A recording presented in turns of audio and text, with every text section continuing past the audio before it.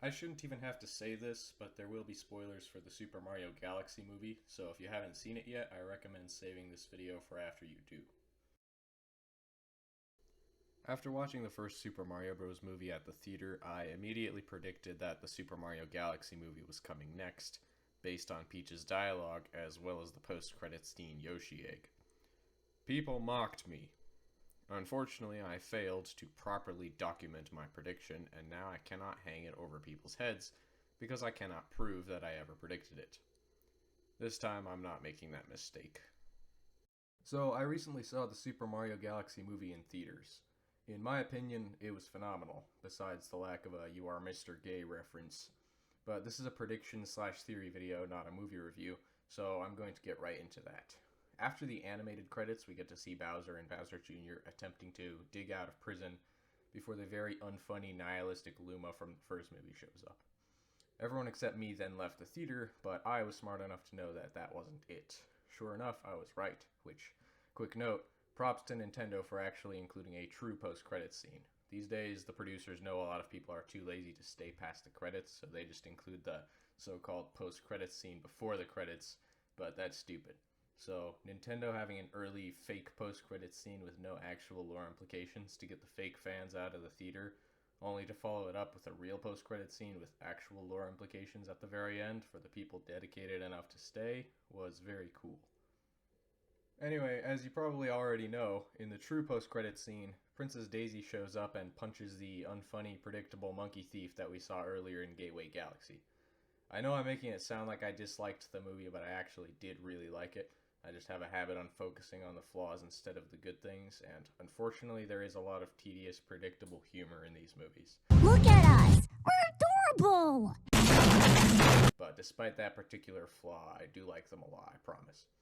Anyway, Princess Daisy's appearance is the first pillar for my theory. In the backstory of Princess Peach and Rosalina, we see that they were separated by evil forces who wanted their power for themselves. The power in question apparently being their sisterly ability to summon the power of the cosmos.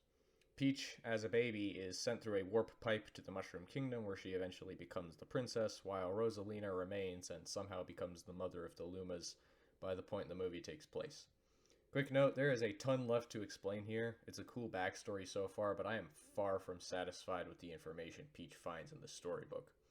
Again, I swear I like the movie or I wouldn't be making a video about it. But what I want to focus on are the evil forces which we barely get any glimpse of at all. Our instinct would make us assume that this is Bowser and Bowser Jr. from earlier in the timeline, back when they were together, but this can't really be the case because Rosalina doesn't recognize Bowser or Bowser Jr. in this movie. Sure, Bowser and Bowser Jr. know who she is based on the storybook. We see Bowser reading his son in the flashback where he mentions that they need to capture the Queen of the Stars or whatever to power the Boomsday device. But Rosalina herself does not know who they are. If the Koopas were the ones attacking Peach and Rosalina way back then, Rosalina would know who they were. But when she's captured by Bowser Jr. at the start of the movie, she shows no sign of recognizing any of them, instead being rather clueless and asking questions such as, "Where are you taking me?"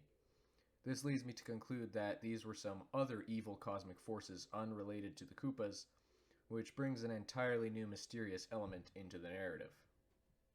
Now, I want to introduce you to something else. With both of these movies so far, the Super Mario Galaxy movie to a much greater extent, Nintendo is actually combining different elements of several Mario games at once into one movie. While it's entitled the Super Mario Galaxy movie, we also have Bowser Jr., who first appears in Super Mario Sunshine, wielding a version of his paintbrush which also originates from Super Mario Sunshine. Not to mention we see a bunch of Delfinos in Gateway Galaxy, but to be fair, that's just a cameo and not really part of the story. Then we see a lot of elements of Super Mario World as well. Remember, Yoshi first appeared in Super Mario World. Super Mario World takes place in a location called Dinosaur Land, which oddly correlates with the planet the crew crashes on in this movie where they get attacked by a dinosaur. At the end of the movie, Mario utilizes a Cape Feather, a power-up exclusively from Super Mario World. In the movie, Mario and Luigi get turned into their baby forms at one point, which originate from Super Mario World 2 Yoshi's Island, and the monkey from Gateway Galaxy originates from Yoshi's Island as well. Now think about Super Mario Bros. 2. We literally see all the Super Mario Bros. 2 bosses together at the casino, plus the ninjas who also come from Super Mario Bros. 2. So this is not so much a Super Mario Galaxy movie as it is a Super Mario Sunshine, Super Mario World, Super Mario Bros. 2 Super Mario Galaxy movie. All of this is to establish that Nintendo is rolling many different elements from many different Mario games into these films all together. Each movie is a combination of many different Mario stories rolled into one narrative. One more quick point is that Bowser and Bowser Jr. are now out of the picture, at least for now. The two are currently imprisoned, and even if they manage to escape as we see them trying to do, it's difficult to imagine that the Koopas will return as the antagonists for the third time in a row. I'm sure they'll be back eventually, since Bowser and the Koopas are obviously the main antagonists in the Mario canon, but at least for the next movie they seem to be out of commission. And this isn't even mentioning that Bowser is a skeleton. Quick note, I'm really struggling to see how they're going to bring him back to normal, but you know they will somehow. So we can conclude that the Super Mario Bros. Movie 3 will likely have a fully different antagonist than the Koopas. Also, Mario games traditionally haven't been too shy from occasionally taking a break from Bowser either, so that lends credence to the idea that the movie will. So it's time to connect all of these points. Which Mario game has Princess Daisy and a cosmic villain from space who is totally unrelated to the Koopas? Let me introduce you to Super Mario Land, released in 1989 for the Game Boy.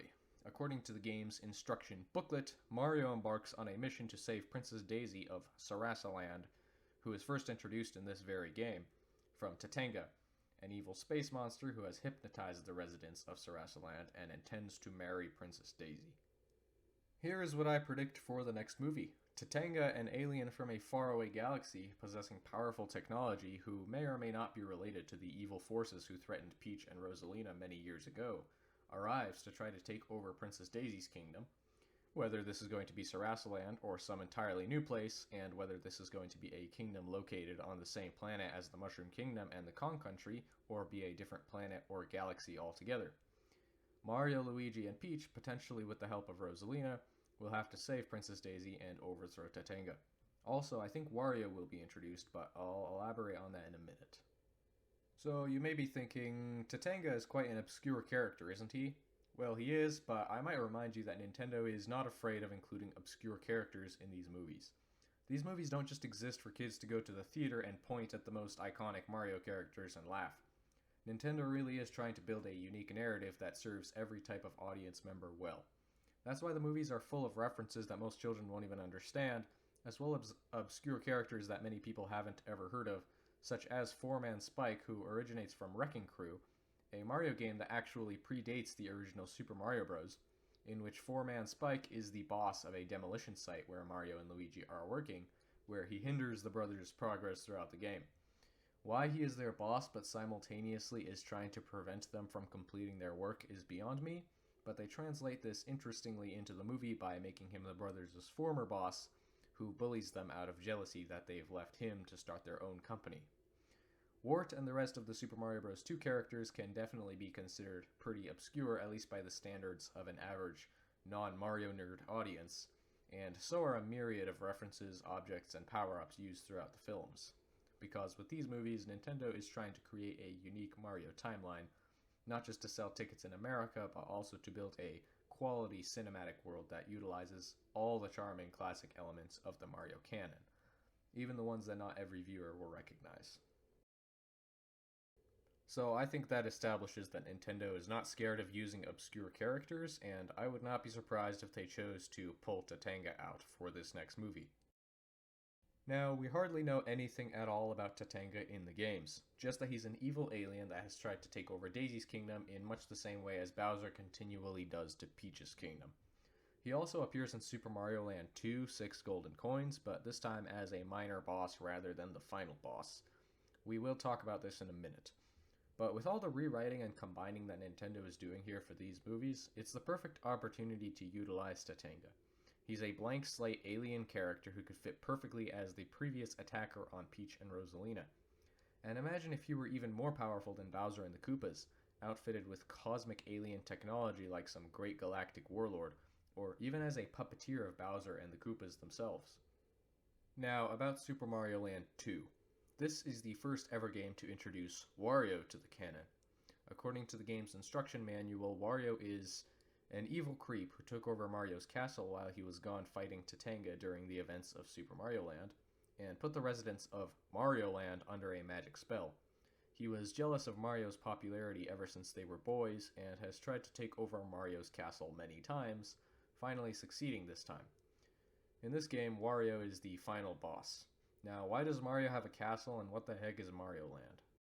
Obviously, all the old instruction manual lore isn't meant to be taken completely seriously anymore, and characters like Wario have since been revamped and turned into something quite different than they originally were created as. These days, Wario acts as a rival to Mario, but rarely as an actual antagonist against him. The same thing happened to Donkey Kong, who started out as a straight-up antagonist, but eventually evolved into a regular protagonist character alongside Mario. Now, Wario is a much beloved character, and fans definitely want to see him in the Mario movies. Fortunately, I think there's a huge chance of his introduction in the Super Mario Bros. Movie 3, especially if my theory is correct. Since Nintendo likes merging several games together into these movies, as we talked about earlier, they could easily merge Super Mario Land with Tatanga and Super Mario Land 2 with Wario together into one story, having Tatanga as the alien warlord I previously described, while retaining Wario's modern character more, and cutting out everything about Mario Land and Mario's castle. I would personally expect Wario to be introduced as Tatanga's assistant or partner who is helping him in his invasion of Daisy's kingdom. But at some point in the movie, he'll come over to the good side, still being troublesome and a rival to Mario, but ultimately fighting against Tatanga and helping them overthrow him, solidifying Wario as a new member of the cast. His origin story? He could be a completely new human character, or maybe could even be a relative of Mario and Luigi. Rosalina's relation to Peach was previously unknown, but Nintendo chose to make them sisters for the new movie canon. Wario's relation to the brothers is currently unknown, but maybe Nintendo could write them up as relatives now too. You know what? Screw it. As I'm writing this script, I literally figured it all out. Imagine this. Mario and Luigi live in the same home in Brooklyn together with their parents, grandparents, and other family members, right? Imagine their folks invite Mario and Luigi's obnoxious cousin Wario over for dinner one day, much to the brothers' dismay. Wario has always been Mario's particular rival ever since they were babies. As always happens anytime they meet, Wario mocks and patronizes the brothers, and Mario in particular, to the point of absolute exhaustion. Eventually, Mario is so fed up that he and Luigi leave their family alone and secretly decide to escape together to the Mushroom Kingdom until the visit is over and Wario goes back home. But Wario, in his dedication to tormenting the brothers, secretly follows them through the warp pipe and discovers the Mushroom Kingdom for himself. From a distance, he observes Mario and Luigi interacting with Peach and the residents of the Mushroom Kingdom, noticing that they're well known and highly regarded around here, much to his jealousy. When Tatanga shows up threatening the world, Wario is quick to join him, if only for the sake of one-upping his cousins. Part of Tatanga's motivation in recruiting a human might be the fact that he is trying to conquer a group of human leaders, specifically Daisy and also possibly Peach, Rosalina, Mario, and Luigi. And since Tatanga is not a human himself, having a human by his side might be a valuable asset to him to teach him how they behave. Not to mention that Wario knows the brothers that he's trying to conquer very well. Also, the spell that Tatanga is capable of casting on people to follow his will, according to the Super Mario Land instruction manual, might also play a role in how he convinces Wario to follow him. After this, a war breaks out, with the cast having to go head-to-head with Tatanga and defend Daisy's kingdom. Eventually, for some reason or another, Wario will be betrayed by Tatanga, realizing he was just an expendable tool all along, and will repentantly return to the side of our heroes. The knowledge he gained on Tatanga's strategies and weaknesses while working for him will give the heroes the upper hand and ultimately allow them to win the war. Thus, Wario gets acquainted with the Mushroom Kingdom and becomes a member of the cast with his own fully fledged backstory. Boom, I just practically wrote the whole movie for you guys. Epic. If this prediction comes true, I'll be over the freaking moon. I mean, you simply cannot tell me that this doesn't sound like something Nintendo and Illumination would write. Now, what would the title of this movie be?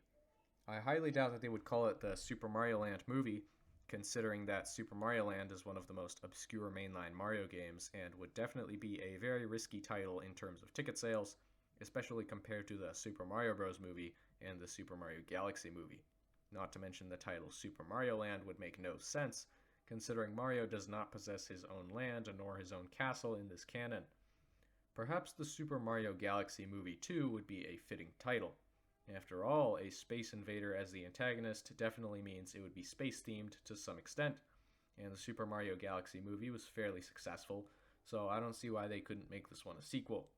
And I would be thrilled to see more on the backstory of Peach and Rosalina, which of course would now involve Tatanga too, including why they possess the power of the cosmos and what exactly that power actually can do.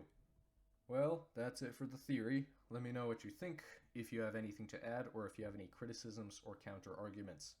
This is your chance to put your name in the comments of the video that successfully predicted the Super Mario Bros. Movie 3 with 100% accuracy, so you can show your friends in 2029. Also, tell me if I got any of the Mario history nerd stuff wrong at any point in this video. I'll see you next time.